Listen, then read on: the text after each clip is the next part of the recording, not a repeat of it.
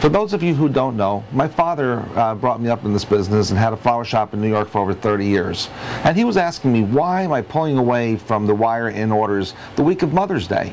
Why is it being so selective? I said, Dad, back when you had the store, things were very different. People would order $30, $40, $50 arrangements and be happy with whatever you created for them.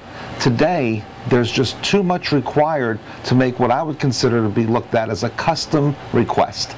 If we all start changing, we can change along with the internet and not try to play catch up to it. So the internet is allowing people to see what they're getting and to be more selective, but the reality is when it gets under $40 and $50, they're not necessarily getting what they're seeing. So why don't we set the expectations, lower them just a little bit so we can exceed them. So here's the thought process.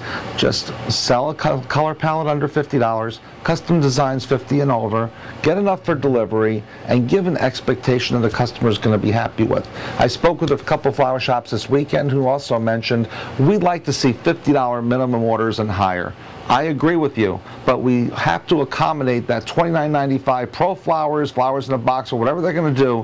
How do we get that under $50 customer taken care of so they still feel comfortable shopping local and sending flowers out of town? If they're going to be looking for a budget buy, limit the offerings and let them be happy getting a nice hand-delivered arrangement, and put the focus on hand-delivered across town or the USA. If we can all think about this, we have a shot at making the wire-in more acceptable and reasonable to fill. We want to mass produce as much as possible, but if we have to stop and get 2 of these, 4 of those in a container with a ribbon, there needs to be compensation for that. So think about it for the price shoppers, and for the higher arrangements that want specifics, be careful for what's available in the filling area. We'd love to hear your thoughts and your comments. Please leave them on the forum below so we can put together something that works for us all. Thank you.